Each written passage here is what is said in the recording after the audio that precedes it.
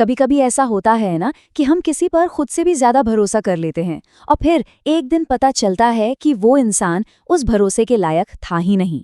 ये एक ऐसा दर्द है जो इंसान को अंदर से बिल्कुल तोड़कर रख देता है।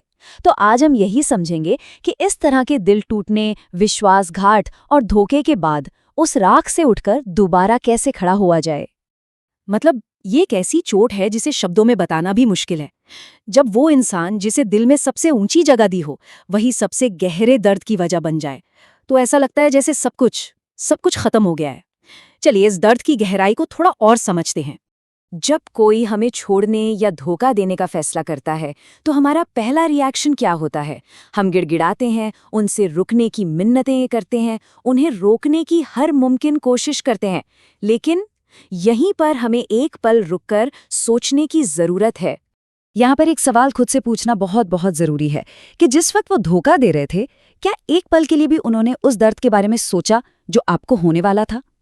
क्या उन्हें उस प्यार की जरा भी परवाह थी?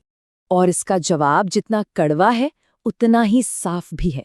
नहीं, उस वक्त वो सिर्फ और सिर्फ अपने बारे में सोच रहे थे। तो फिर ऐसे इंसान के लिए जो आपकी कद्र ही नहीं करता, उसके लिए अपने आत्मसम्मान से समझौता क्यों करना, है ना? तो बेहतर यही है कि अगर वो जानना चाहते हैं तो जाने दीजिए, दरवाज़ा खोल दीजिए। क्योंकि सच तो ये है कि एक झूठे और धोखे से भरे जहरीले रिश्ते में हर दिन घुटने से तो लाख गुना बेहतर है कि इंसान अकेला रह ले। अब आता है वो मोड़ जहां अक्सर लोग कमजोर पड़ जाते हैं, जब धोखा देने वाला इंसान वापस लौट कर आता है और माफी मांगता है। यहीं पर एक फैसला लेना होता है, एक ऐसा फैसला जो ये तय करेगा कि आगे की जिंदगी किस तरफ जाएगी। तो यहाँ पर एक बहुत ही दिलचस्प बात कही गई है कि माफ तो जरूर करना चाहिए, लेकिन उनके लिए नहीं, अपने लिए, अपनी मन की शांति के लिए। माफी उस गुस्से और नफरत की जंजीर को तोड़ देती है जो अब भी हमें उनसे बांधे हुए है। और देखिए, यहाँ दो रास्ते बिल्कुल साफ नजर आते हैं। एक रास्ता है उन्हें वापस अपनी जिंदगी में लाने का, जो ज्यादातर एक जहरीले रिश्ते, बार बार मिलने वाले धोखे और खोए हुए आत्मसम्मान की तरफ ही जाता है। और दूसरा रास्ता है उन्हें जाने देने का। हाँ, इसमें शायद कुछ वक्त का अकेलापन हो, लेकिन आखिर में ये रास्ता आत्मसम्मान और मन की शांति की तरफ ले जाता है। तो उन्हें माफ कर दीजिए, पर अपनी जिंदगी से पूरी तरह निकाल दीजिए, क्योंकि एक सीधी सी बात है, उन पर दोबारा भरोसा करना मूर्खता है। जो इंसान एक बार धोखा दे सकता है वो दोबारा भी दे सकता है। बहुत से लोग ना इस सवाल में उलझे रहते हैं कि धोखा देने वाले से बदला कैसे लिया जाए, लेकिन असली बदला वो नहीं है जो हम अक्सर सोचते हैं।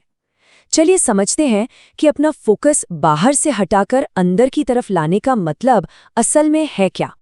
ये एक ऐसा सवाल है जो दिल टूटने के बाद ना दिमाग में बस घूमता ही रहता है।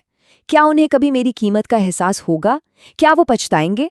और हम इसी सोच में अपनी सारी एनर्जी बर्बाद करते रहते हैं। और इसका जवाब शायद थोड़ा चौंकाने वाला है।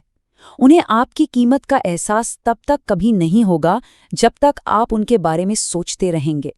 उन्हें एहसास सिर्फ और सिर्फ तब होगा जब आप उन्हें अपने दिमाग से और अपनी जिंदगी से पूरी तरह से मिटा चुके होंगे।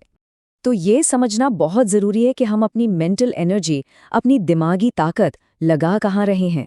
अतीत के बारे में सोच सोचकर 90% एनर्जी बर्बाद करने से अच्छा है कि हम उस पूरी एनर्जी को अपना भविष्य बनाने में लगाएं। यही वो बदलाव है जो सब कुछ बदल सकता है। तो एक बात हमेशा याद रखनी है, किसी धोखेबाज के लिए सबसे बड़ी सज़ा या सबसे बड़ा बदला यही है कि वो इंसान आपकी ज़िंदगी से और आपके दिमाग से पूरी तरह गायब हो जाए। अपना 100% फोकस खुद पर और अपने आने वाले कल को बनाने पर लगाएं। यही असली बदला है। तो ठीक है, मान लिया कि उन्हें पीछे छोड़ना है, लेकिन अब सवाल ये है कि आगे क्या? अगला कदम क्या होगा? अगला कदम है अंदर की शांति को हासिल करना और अपनी जिंदगी का एक नया खूबसूरत अध्याय लिखना। देखिए, दिल टूटने का दर्द इतना गहरा इसलिए लगता है क्योंकि हमारा दिमाग ना उस अतीत में, उस बंद हो चुके चैप्टर में ही अटक कर रह जाता है। इससे बाहर निकलने के लिए हमें जानबूझकर अपने दिमाग को पुरानी यादों से हटाना होगा और उसे आज के लक्ष्यों और कामों से जोड़ना होगा। और इसमें मेडिटेशन यानी ध्यान एक बहुत ही पावरफुल टूल हो सकता है।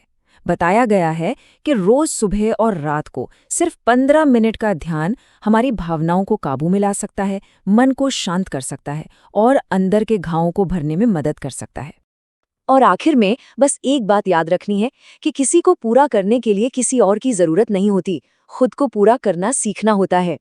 खुश रहने के लिए किसी और पर निर्भर होना बंद करें। उस पुराने दर्द भरे चैप्टर को हमेशा के लिए बंद कर दीजिए और आज से ही अपनी जिंदगी की एक नई और खूबसूरत कहानी लिखना शुरू कीजिए।